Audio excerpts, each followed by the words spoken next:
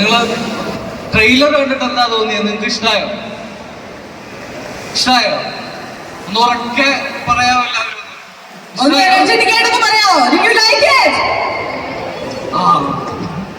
Trailer ഇഷ്ടമായെങ്കിൽ ഇപ്പൊ അതിനു മുമ്പ് ഒരു സോങ് ഇറങ്ങിയിട്ടുണ്ട്. അപ്പോൾ ഞങ്ങളുടെ കണ്ടന്റുകളെല്ലാം നിങ്ങൾക്ക് കണ്ടിട്ട് ഇഷ്ടമാവുന്നുണ്ടെങ്കിൽ നിങ്ങൾ ഉറപ്പായിട്ടും മറ്റൊരാളുടെ അഭിപ്രായത്തിന് മുമ്പേ തന്നെ നിങ്ങളെല്ലാവരും തിയേറ്ററിൽ പോയി സിനിമ കാണണം എന്നാണ് എനിക്ക് പറയാനുള്ളത്. ഈ വരുന്ന February 9th സിനിമ തിയേറ്ററുകളിൽ എത്തുകയാണ്.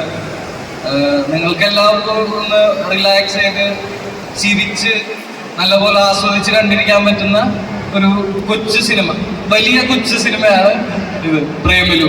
അപ്പൊ എല്ലാവരും കണ്ടിട്ട് അഭിപ്രായം പറയുക. ഇവിടെ വരാൻ സാധിച്ചതിലും ഇവിടെ ഇങ്ങനൊരു വേദി ഒരുക്കി തന്നതിലും ലുലു ഗ്രൂപ്പിനും ലുലു സെലിബ്രേറ്റിനും എൻ്റെ വളരെ നന്ദി. Thank you so much. ഒരു ക്വസ്റ്റ്യൻ ചോദിക്കാൻ കേട്ടോ, നസ്ലിനും ഗിരീഷനും കോംബോ ഭയങ്കര അടിപൊളിയാണെന്നാണ് ഞാൻ ആ യൂട്യൂബ് കമന്റിൽ ഫുള്ള് കണ്ടത്. So what you say? ഇത് മൂന്നാമത്തെ പടമല്ലേ? ഇത് അഞ്ചാമത്തെ പടം. ഞങ്ങൾ ഒരുമിച്ച്. ഓക്കെ, എങ്ങനെയാണ് ആ ഒരു കോംബോ വർക്കൗട്ട് ആണെന്ന് അറിയാൻ ഞങ്ങൾക്ക് നല്ല താല്പര്യമുണ്ട്. അല്ല, എന്നെ വിളിക്കുന്ന ഗിരീഷേട്ടനാണ്. അപ്പൊ ഗിരീഷേട്ടനായിരിക്കും അതിന് മറുപടി പറയാൻ കുറച്ചുകൂടി. ഇത്രന്ന് പറഞ്ഞുകൊണ്ട് ഞാൻ ആക്ച്വലി നെസ്ലിന്റെ കൂടെ ഗിരീഷേട്ടൻ്റെ കൂടെ ഒക്കെ തണ്ണീർമത്തൻ തുടങ്ങി ഉണ്ടായിരുന്നു. തണ്ണീർമത്തിൽ ഞാൻ സ്പോട്ട് എഡിറ്ററായിരുന്നു. പിന്നെ ഇതിലേക്ക് വിളിച്ച ഗിരീഷേട്ടനാണ്. ഇവരൊന്നും പറയാത്ത എന്തെങ്കിലും ഇൻഫോർമേഷൻ പറയാൻ വേണ്ടിയിട്ട് നോക്കിയിരിക്കുകയായിരുന്നു. ഹൈദരാബാദിന്റെ പശ്ചാത്തലത്തിലാണ് ചിത്രം തിരിയിട്ടുള്ളത്. അപ്പൊ അതൊരു വിഷ്വലി ഭയങ്കര ഫ്രഷ് ആയിരിക്കും. ട്രെയിലർ കണ്ടിട്ടും കൂടുതലും എല്ലാവരും വിഷ്വൽസിനെ നന്നായിട്ട് പറയുന്നുണ്ട്. അപ്പോൾ പറഞ്ഞതുപോലെ തന്നെ ഫൺ ഉറപ്പായിട്ടും ഉണ്ടാവും. എനിക്ക് കിട്ടിയതിൽ വെച്ച് one of the best set ആയിരുന്നു പ്രേമലുവിൻ്റെത്. അപ്പം ഞങ്ങളെല്ലാവരും ഈ നിൽക്കുന്ന എല്ലാവരും തന്നെ ഒരു ഫാമിലിയെ പോലെയായിരുന്നു അവിടെ.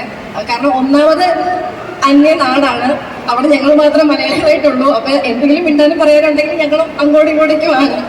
അപ്പം ഭയങ്കര ഫാമിലി ബോണ്ടായിരുന്നു ഞങ്ങൾക്കിടയിൽ. അപ്പോൾ തിരിച്ചു വരുമ്പോൾ അത് ഭയങ്കര ബുദ്ധിമുട്ടുണ്ടായിരുന്നു എനിക്ക്. സത്യം പറഞ്ഞ 1.5 മാസത്തോളം അവിടെ നിന്നിട്ട് പെട്ടെന്ന് മാറിയപ്പോൾ ബുദ്ധിമുട്ടായിരുന്നു. അത് കഴിഞ്ഞിട്ട് ഗിരീഷനെ വിളിച്ചിട്ട് ഞാൻ അറിഞ്ഞോ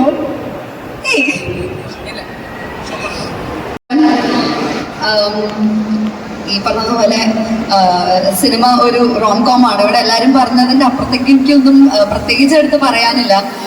ഈ പറഞ്ഞതുപോലെ ഇപ്പോൾ ഗിരീഷ് ഏടി എന്ന് പറയുന്ന ഡയറക്ടറിന്റെ ഒരു സിനിമ എന്ന് പറയുമ്പോൾ തീർച്ചയായിട്ടും നമുക്ക് എല്ലാവർക്കും വളരെയേറെ പ്രതീക്ഷയുള്ള ഒരു സിനിമയാണ്. ഇവിടെ നിൽക്കുന്ന ഓരോരുത്തർക്കും അതുണ്ട്. പിന്നെ ഭാവന സ്റ്റുഡിയോസ്, ഇപ്പം നേരത്തെ പറഞ്ഞതുപോലെ എന്തെങ്കിലും കാണാതെ അല്ലെങ്കിൽ ആ സിനിമയിൽ എന്തെങ്കിലും ഒരു കാമ്പില്ല, അതിപ്പോൾ ഭാവന സ്റ്റുഡിയോസ് പോലെ വലിയൊരു പ്രൊഡക്ഷൻ അതിനെ ഏറ്റെടുത്ത് ചെയ്യില്ല എന്നുള്ളതും നമുക്ക് ഉറപ്പാണ്. അത് തന്നെയാണ് ആസ് ആക്ടേഴ്സ് അല്ലെങ്കിൽ ആസ് ആർട്ടിസ്റ്റ് ഇവിടെ നിൽക്കുന്ന ഓരോരുത്തരുടെയും വിശ്വാസം അല്ലെങ്കിൽ ഒരു ഉറപ്പ് എന്ന് പറയുന്നത്. ഇത്രയും വലിയൊരു ടീമിന്റെ കൂടെ ഒരു ഭാഗമാവാൻ സാധിച്ചതിൽ ഒരുപാട് സന്തോഷം. ഞാനിതിൽ ചെറിയൊരു ക്യാരക്ടറാണ് ചെയ്തിരിക്കുന്നത്. പക്ഷേ എന്നാൽ കൂടിയും ചെറിയ ക്യാരക്ടർ ആണെങ്കിലും വളരെ രസമുള്ള ഒരു ക്യാരക്ടറാണ് ഇതിൽ. ഞാൻ ഒരുപാട് എൻജോയ് ചെയ്ത ക്യാരക്ടറാണ്. ഒരുപാട് പുതിയ കാര്യങ്ങൾ പരീക്ഷിച്ച ഒരു ക്യാരക്ടർ കൂടിയായിരുന്നു. എന്തായാലും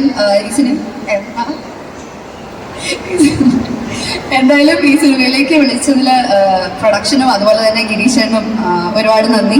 പിന്നെ ഈ പറഞ്ഞതുപോലെ സിനിമ ഒരു എന്റർടൈനർ ആണ്. തീർച്ചയായും എല്ലാവരും തിയേറ്ററിൽ തന്നെ പോയി കാണേണ്ട ഒരു സിനിമയാണ്. തിയേറ്ററിൽ തന്നെ കാണാൻ ശ്രമിക്കുക. That's it. Thank you.